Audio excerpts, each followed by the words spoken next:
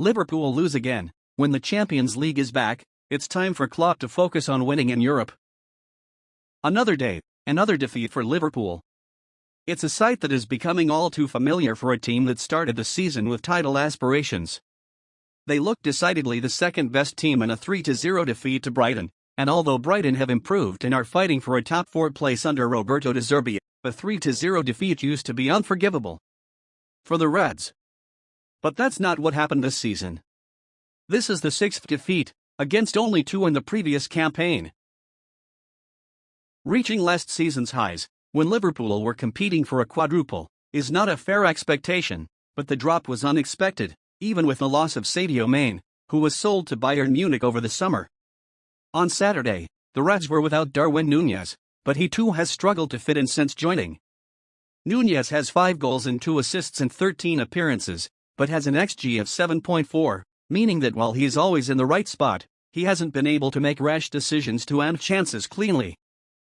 That wouldn't be a problem if Liverpool's defense were matching last season's production, as the team scored 34 goals, 5th best in the league.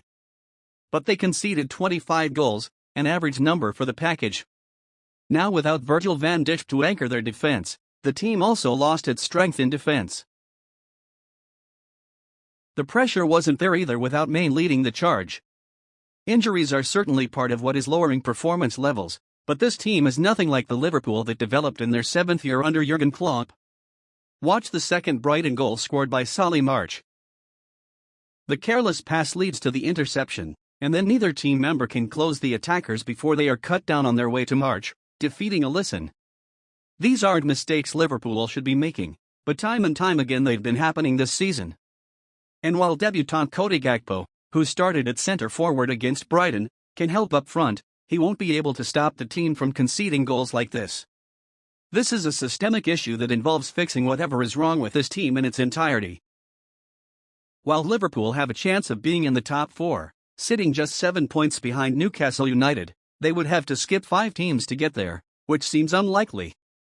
The trio of Brentford, Brighton, and Fulham are ahead of Liverpool, which seems unthinkable, but day in and day out this trio is proving their staying power. Due to how difficult it will be to need all these teams to slide, it might be better for Klopp to shift his focus to the Champions League. It's not something Liverpool would publicly admit, but with a place in the round of 16 guaranteed, they only need 7 games to win the UCL final and return to the prestigious tournament. It's a tall order with Real Madrid closing in on the next round, but Liverpool are familiar enough with Los Blancos to take them down. Real Madrid are also a giant with flaws, which will increase hopes of securing a result. It's not something Liverpool would publicly admit, but with a place in the round of 16 guaranteed, they only need 7 games to win the UCL final and return to the prestigious tournament. It's a tall order with Real Madrid closing in on the next round, but Liverpool are familiar enough with Los Blancos to take them down. Real Madrid are also a giant with flaws, which will increase hopes of securing a result. If you liked the video, subscribe to the channel, activate the bell, like, and share.